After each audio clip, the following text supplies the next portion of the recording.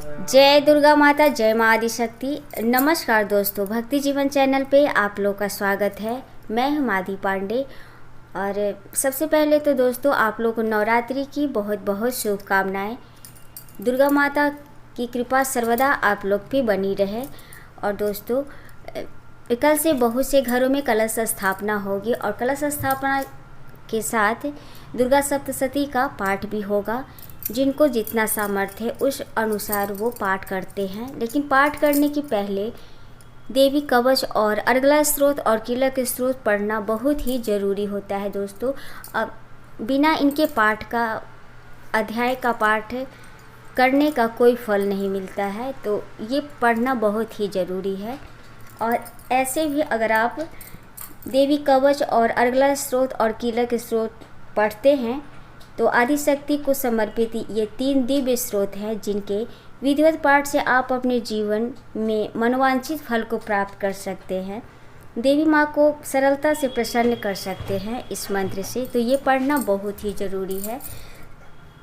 दुर्गा सप्तशती किताब ग्रंथ पढ़ने के पहले देवी कवच, अर्गला स्त्रोत, कीलक स्त्रोत पढ़े, फिर उसके बाद अध्याय पढ़े, फिर उसके बाद सिद्धि कुंजी का स्त्रोत पढ़ना चाहिए दोस्तों। और फिर उसके बाद सबसे लास्ट में क्षमा प्रार्थना पढ़नी चाहिए, तब जाकर पाठ करने का पूरा फल मिलता है और माता रानी का आशीर्वाद भी मिलता है।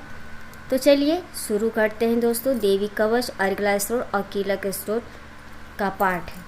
और हमारे चैनल पे हर रोज़ नवरात्रि का दुर्गा सप्तशती का पाठ हर रोज़ सुबह में हमारे चैनल पे अपलोड होगा दोस्तों। तो अगर आप लोग को अच्छा लगे तो सुने और कमेंट में जय माता दी ज़रूर लिखें दोस्तों। और चलिए अब सुनते हैं।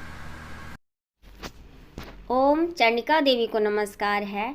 मार्कंडेय जी ने कहा, पितामह, जो इस संसार में परम गोपनीय तथा मनुष्यों की सब प्रकार से रक्षा करने वाला है और जो अब तक आपने दूसरे किसी के सामने प्रकट नहीं किया हो, ऐसा कोई साधन मुझे बताइए। ब्रह्मा जी बोले, ब्राह्मण, ऐसा साधन तो एक देवी का कवच ही है, जो गोपनीय से भी परम गोपनीय, पवित्र तथा संपूर्ण प्राणियों का उपकार करने वाला है। महामुने, उसे श्रवण करो। देवी की 9 मूर्तियां हैं, जिन्हें 9 दुर्गा कहते हैं। उनके पृथक पृथक नाम बतलाए जाते हैं। प्रथम नाम शैलपुत्री, दूसरी मूर्ति का नाम ब्रह्मचारिणी, तीसरा स्वरूप चंद्रघंटा के नाम से प्रसिद्ध है। चौथी मूर्ति को कुष्मांडा कहते हैं। 5वीं दुर्गा का नाम स्कंद माता है। देवी के 6ठे स्वरूप को कात्यायनी कहते हैं। 7वां कालरात्रि और 8वां स्वरूप महागौरी के नाम से प्रसिद्ध हैं। 9वीं दुर्गा का नाम सिद्धिदात्री है। ये सब नाम सर्वज्ञ महात्मा वेद भगवान के द्वारा ही प्रतिपादित हुए हैं। जो मनुष्य अग्नि में जल रहा हो, रणभूमि में शत्रुओं से घिर गया हो, विषम संकट में फंस गया हो तथा इस प्रकार भय से आतुर होकर जो भगवती दुर्गा की शरण में प्राप्त हुए हों, उनका कभी कोई अमंगल नहीं होता। युद्ध के समय संकट में पड़ने पर भी उनके ऊपर कोई विपत्ति नहीं दिखाई देती। उन्हें शोक, दुख और भय की प्राप्ति नहीं होती। जिन्होंने भक्ति पूर्वक देवी का स्मरण किया है, उनका निश्चय ही अभ्युदय होता है। देवेश्वरी, जो तुम्हारा चिंतन करते हैं, उनकी तुम निसंदेह रक्षा करती हो। चामुंडा देवी प्रेत पर आरूढ़ होती हैं। वाराही भैंसे पर सवारी करती हैं। इंद्री का वाहन ऐरावत हाथी है। वैष्णवी देवी गरुड़ पर ही आसन जमाती हैं। माहेश्वरी वृषभ पर आरूढ़ होती हैं। कौमारी का वाहन मयूर है। भगवान विष्णु की प्रियतमा लक्ष्मी देवी कमल के आसन पर विराजमान है और हाथों में कमल धारण किए हुए हैं। वृषभ पर आरूढ़ ईश्वरी देवी ने श्वेत रूप धारण कर रखा है। ब्राह्मी देवी हंस पर बैठी हुई हैं और सब प्रकार के आभूषणों से विभूषित है। इस प्रकार ये सभी माताएं सब प्रकार की योग शक्तियों से संपन्न हैं। इनके सिवा और भी बहुत सी देवियां हैं, जो अनेक प्रकार के आभूषणों की शोभा से युक्त तथा नाना प्रकार के रत्नों से सुशोभित हैं। ये संपूर्ण देवियां क्रोध में भरी हुई हैं और भक्तों की रक्षा के लिए रथ पर बैठी दिखाई देती हैं। ये शंख, चक्र, गदा, शक्ति, हल और मूसल, खेटक और तोमर, फरसों तथा पास, कुंद और त्रिशूल एवं उत्तम सारंग, धनुष आदि अस्त्र शस्त्र अपने हाथों में धारण करती हैं। दैत्यों के शरीर का नाश करना, भक्तों को अभयदान देना और देवताओं का कल्याण करना, यही उनके शस्त्र धारण का उद्देश्य है। कवच आरंभ करने के पहले इस प्रकार प्रार्थना करनी चाहिए। महान रौद्र रूप, अत्यंत घोर पराक्रम, महान बल और महान उत्साह वाली देवी, तुम महान भय का नाश करने वाली हो, तुम्हें नमस्कार है। तुम्हारी ओर देखना भी कठिन है। शत्रुओं का भय बढ़ाने वाली जगदम्बिके, मेरी रक्षा करो। पूर्व दिशा में इंद्र शक्ति मेरी रक्षा करे। अग्निकोण में अग्नि शक्ति, दक्षिण दिशा में वाराही तथा नैऋत्य कोण में खड्गधारिणी मेरी रक्षा करे। पश्चिम दिशा में वारुणी और वायव्य कोण में मृग पर सवारी करने वाली देवी मेरी रक्षा करे। उत्तर दिशा में कौमारी और ईशान कोण में शूलधारिणी देवी रक्षा करे। ब्राह्मणी, तुम ऊपर की ओर से मेरी रक्षा करो और वैष्णवी देवी नीचे की ओर से मेरी रक्षा करे। इस प्रकार 100 को अपना वाहन बनाने वाली देवी चामुंडा देवी दसों दिशाओं में मेरी रक्षा करे। जया आगे से और विजया पीछे की ओर से मेरी रक्षा करे। वाम भाग में अजिता और दक्षिणा भाग में अपराजिता रक्षा करे। उद्योतनी ललाट में मालाधरी रक्षा करे और यशस्विनी देवी मेरे भवों का संरक्षण करे। भवों के मध्य भाग में त्रिनेत्रा और रत्नों की यमघंटा देवी रक्षा करे। दोनों नेत्रों के मध्य भाग में शंखनी और कानों में द्वारवासिनी रक्षा करे। कालिका देवी कपोलों की रक्षा करे तथा ऊपर के होठ में चर्चिका देवी रक्षा करे। नीचे के होठ में अमृत कला तथा जिह्वा में सरस्वती देवी रक्षा करे। कौमारी दांतों की और चंडिका कंठ प्रदेश की रक्षा करे। चित्रघंटा गले की घाटी की और महामाया तालु में रहकर रक्षा करे। कामाक्षी ठोरी की और सर्वमंगला मेरी वाणी की रक्षा करे। भद्रकाली ग्रीवा में और धनुधरी पृष्ठवंश मेरुदंड में रहकर रक्षा करे। कंठ के बाहरी भाग में नीलग्रीवा और कंठ की नली में नल कुबरी रक्षा करे। दोनों कंधों में खड्गनी और मेरी दोनों भुजाओं की रसधारिणी रक्षा करे। दोनों हाथों में दंडनी और अंगुलियों में अमिका रक्षा करे। सुलेश्वरी नखों की रक्षा करे। कुलेश्वरी कुक्षी पेट में रहकर रक्षा करे। महादेवी दोनों स्तनों की और शोक विनाशिनी देवी मन की रक्षा करे। ललिता देवी हृदय में और शूलधारिणी उदर में रहकर रक्षा करे। नाभि में कामिका और गुहा भाग की गुहोश्री रक्षा करे। पूतना और कामिका लिंग की और महेश वाहिनी गुदा की रक्षा करे। भगवती कटी भाग में और बिंध्यवासिनी घुटनों की रक्षा करे। संपूर्ण कामनाओं को देने वाली महाबला देवी दोनों पिंडुलियों की रक्षा करे। नारसिंही दोनों घुटियों की और तेजसी देवी दोनों चरणों के पृष्ठ भाग की रक्षा करे। श्री देवी पैरों की अंगुलियों में और तलवासिनी पैरों की तालू में रहकर रक्षा करे। मेरी डाढ़ों के कारण भयंकर दिखाई देने वाली दष्टा कराली देवी नखों की और ऊर्ध्वकेशनी देवी केशों की रक्षा करे। रोमावलियों के छिद्रों में कौबेरी और त्वचा की बागेश्वरी देवी रक्षा करे। पार्वती देवी रक्त, मज्जा, वसा, मांस, हड्डी और मेद की रक्षा करे। आंतों की कालरात्रि और पीत की मुकुटेश्वरी रक्षा करे। मूलाधार आदि कमल कोशों में पदावती और कफ में चूड़ामणि स्थित होकर रक्षा करे। नख के तेज की ज्वालामुखी रक्षा करे।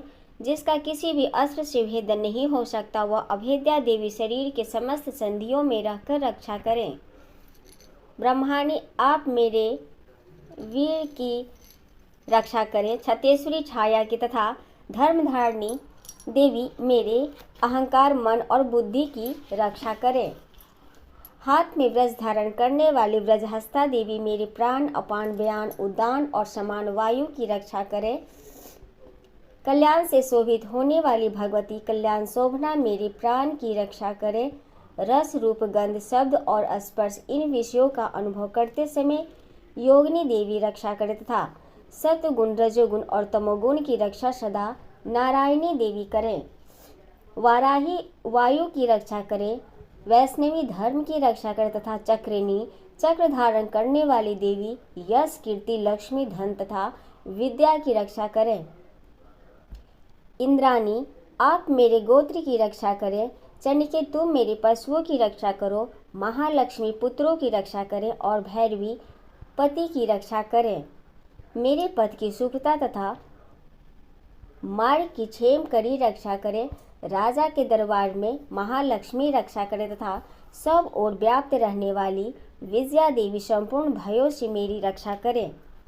देवी, जो स्थान कवच में नहीं कहा गया है अतएव रक्षा से रहित है, वह सब तुम्हारे द्वारा सुरक्षित हो, क्योंकि तुम विजयशालिनी और पापनाशनी हो।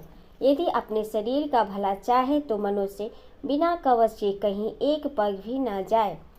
कवच का पाठ करके ही यात्रा करे। कवच के द्वारा सब ओर से सुरक्षित मनुष्य जहाँ जहाँ भी जाता है वहाँ वहाँ उसे धन लाभ होता है तथा संपूर्ण कामनाओं की सिद्धि करने वाली विजय की प्राप्ति होती है। वह जिस जिस अभिष्ट वस्तु का चिंतन करता है उसको निश्चय ही प्राप्त कर लेता है। वह पुरुष इस पृथ्वी पर तुलना रहित महान ऐश्वर्य का भागी होता है। कवच से सुरक्षित मनुष्य निर्भय हो जाता है। युद्ध में उसकी पराजय नहीं होती तथा वह तीनों लोकों में पूजनीय होता है। देवी का यह कवच देवताओं के लिए भी दुर्लभ है। जो प्रतिदिन नियम पूर्वक तीनों संध्याओं के समय श्रद्धा के साथ इसका पाठ करता है उसे देवी कला प्राप्त होती है तथा वह तीनों लोकों में कहीं भी पराजित नहीं होता। इतना ही नहीं, वह अब मृत्यु से रहित हो 100 से भी अधिक वर्षों तक जीवित रहता है।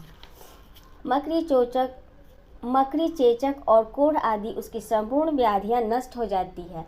कनेर, भांग, अफीम, धतूरे आदि का यथावर विष, सांप और बिच्छू आदि के काटने से चढ़ा हुआ जघन्य विष तथा अहिफेन और तेल के संयोग आदि से बनने वाला कृत्रिम विष, ये सभी प्रकार के विष दूर हो जाते हैं। उनका कोई असर नहीं होता। इस पृथ्वी पर मारण, मोहन आदि जितने अविचारिक प्रयोग होते हैं तथा इस प्रकार के जितने मंत्र यंत्र होते हैं वे इस कवच को हृदय में धारण कर लेने पर उस मनुष्य को देखते ही नष्ट हो जाते हैं। यही नहीं, प्रकट होने वाले गण उपदेश मात्र से सिद्ध, यही नहीं, पृथ्वी पर विचरने वाले ग्राम देवता, आकाशचारी देव, विशेष जल के संबंध से प्रकट होने वाले गण, उपदेश मात्र से सिद्ध होने वाले निम्न कोटि के देवता, अपने जन्म के साथ प्रकट होने वाले देवता, कुल देवता, माला, कंठमाला, डाकनी, साकनी, अंतरिक्ष में विचरने वाली अत्यंत बलवती भयानक डाकनियाँ, ग्रह, भूत, पिचास, यक्ष, गंधर्व, राक्षस, ब्रह्म राक्षस, बेताल, कुष्मांड और भैरव आदि अनिष्टकारक देवता भी हृदय में कवच धारण किए रहने पर उस मनुष्य को देखते ही भाग जाते हैं। कवचधारी पुरुष को राजा से सम्मान वृद्धि प्राप्त होती है। यह कवच मनुष्य के तेज की वृद्धि करने वाला और उत्तम है। कवच का पाठ करने वाला पुरुष अपनी कीर्ति से विभूषित भूतल पर अपने सुयश के साथ साथ वृद्धि को प्राप्त होता है। जो पहले कवच का पाठ करके उसके बाद सप्तशती चंडी का पाठ करता है उसकी जब तक वन, पर्वत और काननों सहित यह पृथ्वी टिकी रहती है तब तक यहाँ पुत्र पौत्र आदि संतान परंपरा बनी रहती है। फिर देह का अंत होने पर पुरुष भगवती महामाया के प्रसाद से उस नित्य परम पद को प्राप्त होता है जो देवताओं के लिए भी दुर्लभ है। वह सुंदर दिव्य रूप धारण करता है और कल्याण में शिव के साथ आनंद का भागी होता है। अब अर्गला स्तोत्र पढ़ूंगी दोस्तों। जय माता दी। ओम अस्य श्री अर्गला स्तोत्र मंत्रशय विष्णु ऋषि अनुपुष्ट छंद श्री महालक्ष्मी देवता श्री जगदम्बा प्रीतये सप्तशती पाठ अंगतवे न जपि विनियोग। ये भी मैं हिंदी में ही पढ़ूंगी दोस्तों।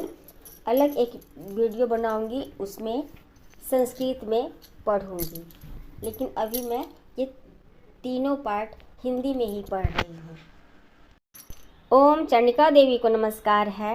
मार्केंडे जी कहते हैं, जयंती मंगला काली भद्र काली कपालिनी दुर्गा क्षमा शिवा धात्री स्वाहा स्वधा। इन नामों से प्रसिद्ध जगदम्बिके तुम्हें मेरा नमस्कार हो। देवी चामुंडे तुम्हारी जय हो। संपूर्ण प्राणियों की पीड़ा हरने वाली तुम्हारी जय हो। सब में व्याप्त रहने वाली देवी तुम्हारी जय हो। काल रात्रि तुम्हें नमस्कार हो। मधु और कैटव को मारने वाले तथा ब्रह्मा जी को वरदान देने वाली देवी तुम्हें नमस्कार है। तुम मुझे रूप आत्मस्वरूप का ज्ञान दो। जय मोह पर विजय दो। यश मोह विजय तथा ज्ञान प्राप्ति रूप यश दो और काम क्रोध आदि शत्रुओं का नाश करो। महिषासुर का नाश करने वाली तथा भक्तों को सुख देने वाली देवी तुम्हें नमस्कार है। तुम रूप दो, जय दो, यश दो और काम क्रोध आदि शत्रुओं का नाश करो। रक्त बीज का वध और चंड मुंड का नाश करने वाली देवी तुम रूप दो, जय दो, यश दो और काम क्रोध आदि शत्रुओं का नाश करो। शुंभ और निशुंभ तथा धूम्रलोचन का मर्दन करने वाली देवी तुम रूप दो, जय दो, यश दो और काम क्रोध आदि शत्रुओं का नाश करो। सबके द्वारा वंदित युगल चरणों वाली तथा संपूर्ण सौभाग्य प्रदान करने वाली देवी तुम रूप दो, जय दो, यश दो और काम क्रोध आदि शत्रुओं का नाश करो। देवी तुम्हारे रूप और चरित्र अचिंत्य है। तुम समस्त शत्रुओं का नाश करने वाली हो। रूप दो, जय दो, यश दो और काम क्रोध आदि शत्रुओं का नाश करो। पापों को दूर करने वाली चंडिके जो भक्तिपूर्वक तुम्हारे चरणों में सर्वदा मस्तक झुकाते हैं, उन्हें रूप दो, जय दो, यश दो और उनकी काम क्रोध आदि शत्रुओं का नाश करो। रोगों का नाश करने वाली चंडिके जो भक्तिपूर्वक तुम्हारी स्तुति करते हैं, उन्हें रूप दो, जय दो, यश दो और उनकी काम क्रोध आदि शत्रुओं का नाश करो। चंडिके इस संसार में जो भक्तिपूर्वक तुम्हारी पूजा करते हैं, उन्हें रूप दो, जय दो, यश दो और उनके काम क्रोध आदि शत्रुओं का नाश करो। मुझे सौभाग्य और आरोग्य दो, परम सुख दो। रूप दो, जय दो, यश दो और मेरे काम क्रोध आदि शत्रुओं का नाश करो। जो मुझसे द्वेष रखते हो उनका नाश और मेरे बल की वृद्धि करो। रूप दो, जय दो, यश दो और मेरे काम क्रोध आदि शत्रुओं का नाश करो। देवी मेरा कल्याण करो, मुझे उत्तम संपत्ति प्रदान करो। रूप दो, जय दो, यश दो और काम क्रोध आदि शत्रुओं का नाश करो। जगदम्बिके देवता और असुर दोनों ही अपने माथे की मुकुट की मणियों को तुम्हारे चरणों पर घिसते रहते हैं। तुम रूप दो, जय दो, यश दो और काम क्रोध आदि शत्रुओं का नाश करो। तुम अपने भक्तजनों को विद्वान, यशस्वी और लक्ष्मीवान बनाओ तथा रूप दो, जय दो, यश दो और उसके काम क्रोध आदि शत्रुओं का नाश करो। प्रचंड दैत्यों के दर्प का दलन करने वाली चंडिके मुझे शरणागत को रूप दो, जय दो, यश दो और मेरे काम क्रोध आदि शत्रुओं का नाश करो। चतुर्मुख ब्रह्मा जी के द्वारा प्रशंसित चार भुजाधारी परमेश्वरी तुम रूप दो, जय दो, यश दो और काम क्रोध आदि शत्रुओं का नाश करो। देवी अंबिके भगवान विष्णु निरंतर भक्ति पूर्वक तुम्हारी स्तुति करते रहते हैं। तुम रूप दो, जय दो, यश दो और काम क्रोध आदि शत्रुओं का नाश करो। हिमालय कन्या पार्वती के पति महादेव जी के द्वारा प्रशंसित होने वाली परमेश्वरी तुम रूप दो, जय दो, यश दो और काम क्रोध आदि शत्रुओं का नाश करो। सचिपति इंद्र के द्वारा सद्भाव से पूजित होने वाली परमेश्वरी तुम रूप दो, जय दो, यश दो और काम क्रोध आदि शत्रुओं का नाश करो। प्रचंड भुजदंडों वाले दैत्यों का घमंड चूर करने वाली देवी तुम रूप दो, जय दो, यश दो और काम क्रोध आदि शत्रुओं का नाश करो। देवी अंबिके तुम अपने भक्तजनों को सदा असीम आनंद प्रदान करती रहती हो। मुझे रूप दो, जय दो, यश दो और मेरे काम क्रोध आदि शत्रुओं का नाश करो। मन की इच्छा के अनुसार चलने वाली मनोहर पत्नी प्रदान करो। मन की इच्छा के अनुसार चलने वाले मनोहर पति प्रदान करो, जो दुर्गम संसार सागर से तारने वाले तथा उत्तम कुल में उत्पन्न हुई हो। जो मनुष्य इस स्रोत का पाठ करके सप्तशती रूपी महास्रोत का पाठ करता है, वह सप्तशती की जप संख्या से मिलने वाले श्रेष्ठ फल को प्राप्त होता है। साथ ही वह प्रचुर संपत्ति भी प्राप्त कर लेता है।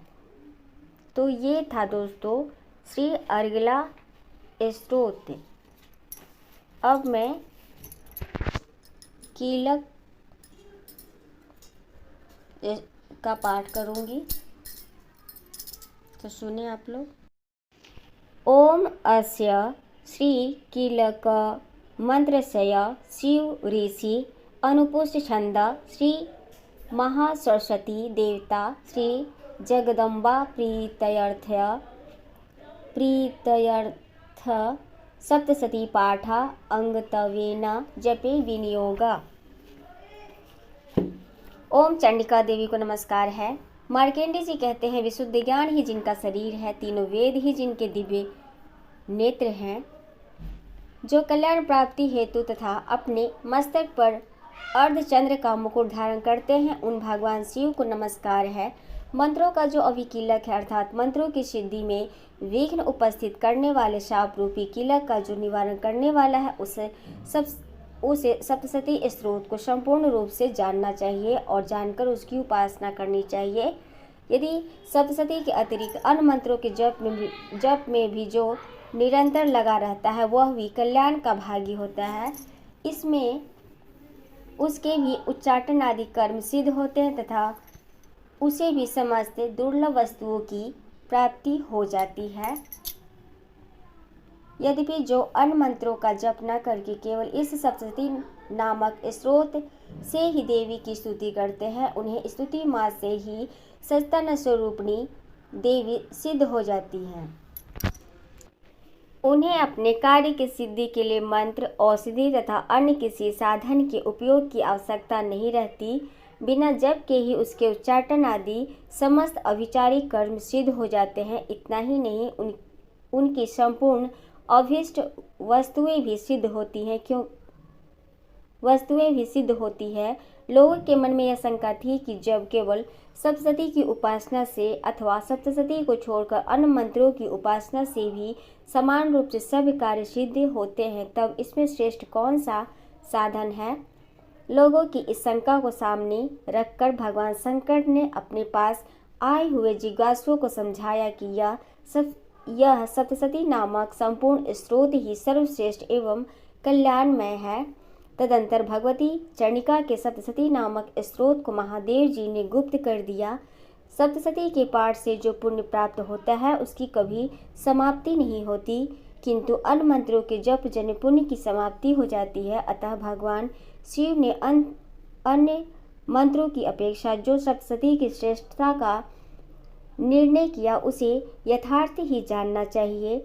अन्य मंत्रों का जप करने वाला पुरुष भी यदि सप्तशती के स्रोत और जप का अनुष्ठान कर ले, तो वह भी पूर्ण रूप से ही कल्याण का भागी होता है। इसमें तनिक भी संदेह नहीं है।